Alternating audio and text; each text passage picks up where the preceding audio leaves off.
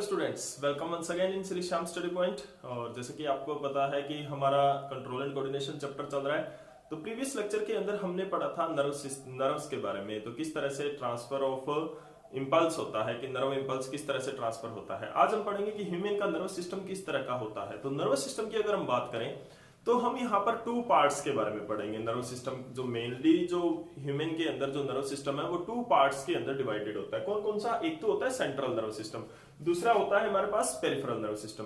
तो आज हम इस लेक्चर के अंदर जानेंगे कि इन दोनों सिस्टम के अंदर क्या क्या होता है। इनकी डिटेल स्टडी हम आगे लेक्चर में करेंगे, लेकिन फिलहाल हम ये करेंगे आज के लेक्चर में कि इन दोनों सिस्टम के अंदर क्या क्या होता है, किन किन चीजों से ये बना होता है। तो चलिए बात करते हैं सबसे पहले सेंट्रल नर्व सिस्टम की। तो सेंट्रल नर्व सिस्टम क्या होता है? What is the central nerve system? अभी देखो, central means which are directing controlling all things in our body, की जितने भी बॉडी के अंदर जो प्रोसेसेस हो रही है उसको कंट्रोल करना। अब उनमें प्रोसेसेस में कौन सा आ रहा है? इस चैप्टर के अंदर कंट्रोल एंड कोऑर्डिनेशन में हम क्या कर रहे हैं कि स्टिमुली का रिस्पॉन्ड हमारा मेन जो है फोकस रह रहा है इस चैप्टर के अंदर, वो है स्टिमुली का रिस्पॉन्ड करना। तो स्टिमुली का रिस्पॉन्ड करने में हम पढ़ रहे हैं कि नर्वस सिस्टम जो मेन है वो रोल प्ले कर रहा है। उसके अलावा नर्वस सिस्टम के अलावा हार्मोनल सिस्टम भी होता है, एंडोक्राइन सिस्टम, वो हम लेटर इन द चैप्टर करेंगे। तो सेंट्रल नर्वस सिस्टम की अगर हम बात करते हैं तो सेंट्रल नर्वस सिस्टम के अंदर there are two main parts in the central nervous system. तो सबसे पहले तो आपको ये पता होना चाहिए, these are not the types of central of the human nerve system. ये क्या है? पार्ट्स है कि ह्यूमन नर्व सिस्टम जो है पूरा का पूरा नर्व सिस्टम है, उनको हम दो पार्ट्स में पढ़ेंगे। यानी कि जितने भी ऑर्गन्स प्रीवियस लेक्चर के अंदर हमने पढ़े थे कि कौन कौन से ऑर्गन्स होते हैं, हमने पढ़ा था ब्रेन होता है, स्पाइनल कॉर्ड होती है, नर्व्स होती हैं मेनली। उसके अलावा सेंस ऑर्गन्स भी होते हैं जो हेल्पिंग होते हैं in the nerve system. Nerve system में हेल्पफुल रहते हैं सेंस ऑर्गन भी, जो कि हेल्प करते हैं नर्व सिस्टम की। ठीक है ना? तो यहां पर क्या है कि जो ह्यूमन नर्व सिस्टम को हमने टू मेन पार्ट्स के अंदर डिवाइड कर लिया है कि उसके हम टू पार्ट्स पढ़ेंगे। एक तो होता है सेंट्रल नर्व सिस्टम, एक होता है पेरिफेरल नर्व सिस्टम। अब हम देखते हैं इनके अंदर क्या होता है। तो सबसे पहले बात करते हैं सेंट्रल नर्व सिस्टम की। तो सेंट्रल नर्व सिस्टम के अंदर जो नर्व सिस्टम है उसके टू पार्ट्स होते हैं। कौन कौन से? मेनली ब्रेन, जो कि मेन कंट्रोल सेंटर माना जाता है हमारे नर्व सिस्टम में, एंड दूसरा होता है स्पाइनल कॉर्ड। तो ये दोनों पार्ट्स होते क्या है पहले तो मैं आपको बताता हूं। प्रीवियस लेक्चर के अंदर आपने इनके बारे में पढ़ा कि ब्रेन तो होता है हमारे स्कल के अंदर, ठीक है, और जो स्पाइनल कॉर्ड होती है वो हमारे बैकबोन के अंदर होती है। क्योंकि जो बैकबोन है वो होलो होती है, यानी अंदर से खोखली एक ट्यूब की तरह होती है। तो उसके अंदर ब्रेन से निकलकर कुछ नर्व्स हैं वो रन करती है, वो चलती है उसके अंदर। ठीक है, तो उन नर्व्स को पूरा का पूरा जो नर्व का गुच्छा है, जो बंडल है, एक नर्व की एक बड़ी नर्व कॉर्ड के फॉर्म में होता है, तो उसको हम स्पाइनल कॉर्ड बोलते हैं। ठीक है जी। अब ये दोनों चीजें जो ब्रेन एंड स्पाइनल कॉर्ड है, ये दोनों मिलकर क्या करते हैं? कंट्रोल एंड कोऑर्डिनेशन करते हैं। ये देखते हैं कि किस तरह का स्टिमुली है, और अपने पास्ट एक्सपीरियंस को देखकर, यानी कि पिछले एक्सपीरियंस को देखकर रिलेटेड टू दैट स्टिमुली, कि उस स्टिमुली से रिलेटेड पिछले एक्सपीरियंस को देखकर ये क्या करते हैं? रिस्पॉन्ड करते हैं। अब वो कैसे करते हैं वो हम आगे आने वाले लेक्चर्स के अंदर भी पढ़ेंगे। अभी यहां पर क्या है आपको पता होना चाहिए कि ब्रेन और स्पाइनल कॉर्ड क्या करते हैं? पास्ट एक्सपीरियंस को देखकर क्या करते हैं? वो किसी भी प्रेजेंट स्टिमुली का रिस्पॉन्ड करते हैं। ठीक है जी। तो ब्रेन और स्पाइनल कॉर्ड दोनों क्या बनाते हैं? सेंट्रल नर्व सिस्टम बनाते हैं। इसकी हम लेटर बाद में स्टडी करेंगे, पहले हम बात कर लेते हैं पेरिफेरल नर्व सिस्टम की। पेरिफेरल नर्व सिस्टम क्या होती है? उसके अलावा जो नर्व सिस्टम में पार्ट्स होते हैं, ब्रेन और स्पाइनल कॉर्ड के अलावा जो नर्व सिस्टम के अंदर पार्ट होते हैं वो होते हैं नर्व्स।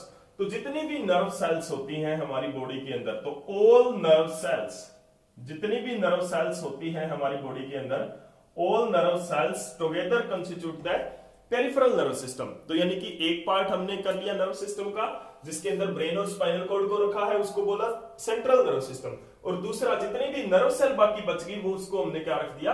पेरिफेरल नर्व सिस्टम के अंदर रख दिया। अब इसके अंदर देखते हैं कौन कौन सी नर्व्स आती हैं। इनके अंदर आती है क्रेनियल नर्व्स। मेन जो नर्व्स होती है जो ब्रेन तक जाती है, यानी कि डायरेक्टली ब्रेन से जुड़ती है, जो कोई भी स्टिमुली को लेके जाती है ब्रेन तक। ठीक है। दूसरी इसके पास होती है spinal nerve,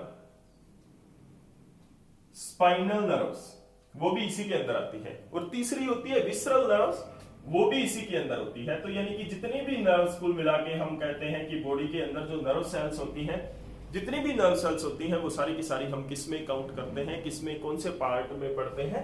peripheral nerve system के अंदर पढ़ते हैं। ठीक है, आगे बढ़ते हैं।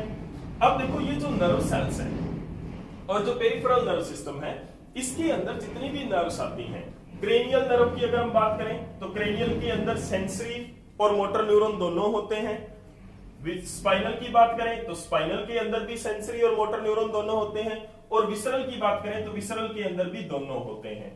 रिले नर्व जो होती है वो ब्रेन के अंदर होती है, ठीक है। तो वो सारी की सारी नर्व्स है वो पेरिफेरल नर्व सिस्टम के अंदर पड़ेंगे। तो एक चीज हमेशा याद रखना कि क्रेनियल नर्व में भी क्या है, सेंसरी नर्व होती है जो ब्रेन तक मैसेज लेके जाती है, कोई भी इंपल्स लेके जाएगी। मोटर न्यूरॉन जो ब्रेन से लेके आएगी वापस मोटर ऑर्गन तक कोई भी रिस्पॉन्ड करने के लिए। ये जो प्रोसेस है नेक्स्ट लेक्चर के अंदर आपको बहुत अच्छी तरह से क्लियर होने वाला है, जहां पर हम रिफ्लेक्स एक्शन के बारे में बात करेंगे, ठीक है। तो अभी आपको क्या पता होना चाहिए कि क्रेनियल नर्व है उसके अंदर दोनों होती है, जो मैसेज को लेके आएगी नर्व इंपल्स को और जो लेके जाएगी मोटर न्यूरॉन मोटर ऑर्गन तक, ठीक है। तो सेंसरी एंड मोटर दोनों इस क्रेनियल में होगी, दोनों ही स्पाइनल में होगी, दोनों ही विसरल जो नर्व सेल है उसके अंदर होगी। आगे चलते हैं, जो पेरिफेरल नर्व सिस्टम है उसकी फर्दर क्लासिफिकेशन और की गई है। अब फर्दर क्लासिफिकेशन उसकी किस तरह से की गई है, फर्दर क्लासिफिकेशन जो है पेरिफेरल नर्व सिस्टम की वो की गई है किसके बेस पे, कि जो नर्व सिस्टम है क्या वो हमारे कहने पर काम करता है। हमारे कहना मतलब क्या है, ब्रेन का कहना, कि क्या वो अंडर ब्रेन काम कर रहा है या नहीं कर रहा है। उस बेस पर हम पेरिफेरल नर्व सिस्टम को 2 पार्ट्स में फिर डिवाइड कर सकते हैं। कौन सा पार्ट, एक तो होता है वॉलुंटरी। अभी आपने प्रीवियस क्लास के अंदर वॉलुंटरी वर्ड को मैं थोड़ा सा रिलेट करूं आपकी प्रीवियस स्टडी से, तो क्या है वहां पर आपने प्रीवियस क्लास के अंदर एक मसल के बारे में पढ़ा था, स्ट्रेटेड मसल, अगर आपको याद हो 9th क्लास के अंदर टिश्यू चैप्टर में। अगर नहीं याद तो आप इसी YouTube चैनल पे 9th क्लास का टिश्यू चैप्टर में आप जाकर वो देख सकते हैं। तो यहां पर क्या है कि मस्कुलर टिश्यू का वो पार्ट है स्ट्रेटेड मसल्स, वो क्या होती है, वॉलुंटरी होती है, यानी कि जो अपने बाइसेप में ट्राइसेप में जो मसल्स होती है हैंड्स एंड लेग्स के अंदर, ये मसल क्या होती है हमारे ब्रेन के अंडर काम करती है, यानी कि जब आप चाहोगे तो ये काम करेंगी, नहीं तो नहीं करेंगी।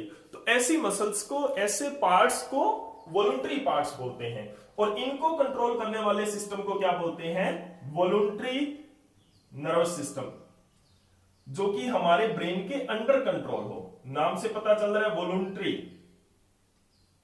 कि वॉलंटियर्स होते हैं ना, वॉलंटियर्स क्या होते हैं, वॉलंटियर्स है वो किसी भी मतलब कोई जॉब में नहीं होते हैं, कोई सर्विस में नहीं होते हैं, वो क्या होते हैं अपनी इच्छा से स्वैच्छिक वो कोई सर्विस देते हैं, ऐसे लोगों को हम वॉलंटियर्स बोलते हैं, ठीक है। तो वॉलंटियर्स क्या होते हैं, वॉलंटियर्स अपनी इच्छा से जो करते हैं काम। तो यहां पर भी क्या है, वॉलंटरी, तो यानी कि अपनी इच्छा से चलने वाला जो नर्व सिस्टम है, यानी कि अपनी इच्छा, यानी कि ब्रेन के अंडर कंट्रोल होता है वो, ठीक है। दूसरा होता है जो ब्रेन के अंडर कंट्रोल नहीं होता, वो होता है ऑटोनोमिक नर्व सिस्टम के अंदर, ऑटोनोमिक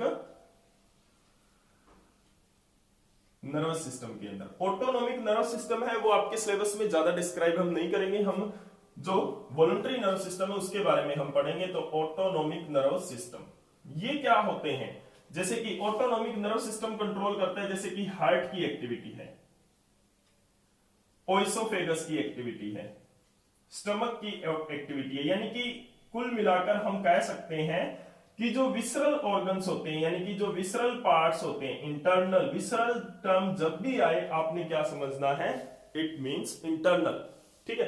तो विसरल ऑर्गन्स के अंदर जो इंटरनल ऑर्गन्स हैं उनको कंट्रोल करने वाला सिस्टम होता है ऑटोनोमिक नर्वस सिस्टम, और वो हमारे ब्रेन के कंट्रोल में नहीं होता है। हार्ट की जो पंपिंग है प्रीवियस चैप्टर के अंदर आपने किया था, वो हमारे कंट्रोल में नहीं होती है। कार्डियक साइकिल जब चलता है, contraction relaxation of cardiac muscles वहां पे होती है, वो हमारे ब्रेन के अंडर कंट्रोल नहीं होती है। तो that function is under controlled by autonomic nervous system में वो आता है। देखो हमारे कंट्रोल में नहीं होती, यानी हमारी इच्छा से नहीं होता काम, वो ब्रेन के अंडर ही करता है। आप हायर क्लासेज में स्टडी करोगे तो हार्ट को कंट्रोल करने के लिए एक रिदमिक सेंटर होता है हमारे ब्रेन के अंदर, उस सेंटर के अंडर वो काम करता है। लेकिन हम अपनी इच्छा के अनुसार उसको काम नहीं करवा सकते, हम अपनी इच्छा से अपने हार्ट बीट को नहीं रोक सकते, और ना ही उसको फास्ट कर सकते हैं, ना ही उसको स्लो कर सकते हैं। ये नहीं है आप सो रहे हो, चलो हार्ट बीट को स्लो रेट पे, जैसे आपने अपने फोन की ब्राइटनेस को लो कर दिया है, जब भी आप कोई एक्टिविटी नहीं कर रहे हो लो कर दिया है, तो ऐसा नहीं होता यहाँ पर। इस सिस्टम में ऐसा होता है जैसे हाथ पैरों की मूवमेंट, आप सो रहे हो, आपने मूवमेंट नहीं करनी तो आपने अपनी इच्छा से हाथ पैरों को रेस्ट दे दिया है, ठीक है ना। तो विसरल ऑर्गन्स के अंदर ऑटोनोमिक नर्वस सिस्टम आता है। वॉलंटरी नर्वस सिस्टम कहां आता है, हमारे लिम्स के अंदर होता है, लिम्स की एक्टिविटी को कंट्रोल करता है, मोशन मूवमेंट्स। एंड उसके बाद में क्या करता है, बाइसेप्स है, ट्राइसेप्स है, इन मसल्स के अंदर होता है, बाइसेप्स है, ट्राइसेप्स है, इन मसल्स के अंदर होता है। और कहां होता है ये, नेक के अंदर होता है, गर्दन के अंदर होता है। यानी कि जो भी पार्ट, नेक, फिंगर, जो भी पार्ट आप अपनी इच्छा से हिला सकते हो या मूव करवा सकते हो, वो पार्ट्स के अंदर वॉलंटरी नर्व सिस्टम हमारा काम करता है। तो this is all about the overview of the human nerve system, जिसके 2 पार्ट्स हमने पढ़े थे। कल से हम क्या पढ़ेंगे, रिफ्लेक्स एक्शन और रिफ्लेक्सेस के बारे में पढ़ेंगे, जो कि हमारा ब्रेन है या स्पाइनल कॉर्ड है वो रिफ्लेक्स करता है। उसके बाद में हम सेंट्रल नर्व सिस्टम में ब्रेन और स्पाइनल कॉर्ड को डिटेल में पढ़ने वाले हैं। तो उम्मीद करता हूं आज का लेक्चर आपको अच्छा लगा होगा, और अगर वाकई अच्छा लगा तो प्लीज लाइक एंड शेयर जरूर करते रहें लेक्चर को। जैसे जैसे जितना ज्यादा आप शेयर करोगे उतना एनर्जी लेवल बढ़ेगा, आप में भी बढ़ेगा, मेरे में भी बढ़ेगा, और जो दूसरे आपके जो फ्रेंड्स हैं उनको भी काफी हेल्प मिलने वाली है। तो लेक्चर को लाइक, शेयर एंड कमेंट जरूर करते रहिए। दूसरी बात, आप अभी तक अगर आपने चैनल को सब्सक्राइब नहीं किया है तो प्लीज सब्सक्राइब करें चैनल को, अपने फ्रेंड्स को भी करवाएं, ताकि जितनी ज्यादा इंफॉर्मेशन हो सके आप गैदर कर सको। क्योंकि साइंस एक ऐसा सब्जेक्ट है जहां पर आपको मतलब एक प्लेटफॉर्म की जरूरत है। आपको सिलेबस से बाहर निकलकर साइंस की नॉलेज इकट्ठी करोगे तभी क्या होगा कि अगर आप साइंस में मास्टर बन सकते हो। और अगर आप ये सोच रहे हो कि अपने हायर क्लासेस के अंदर मेडिकल, नॉन मेडिकल यानी साइंस स्ट्रीम में जाना है, तो जरूरी है आपके लिए कि लगातार आप साइंस की नॉलेज है वो गैदर करते रहो, कहीं से भी आए, चाहे वो आपके सिलेबस में है या आउट ऑफ सिलेबस है, उस चीज को आप छोड़कर पढ़ो। तो उम्मीद करता हूं आप वीडियो को जरूर लाइक एंड शेयर करोगे, और कमेंट सेक्शन में भी आप मेरे को जरूर बताओ कि किस तरह का आपको ये लेक्चर लगा।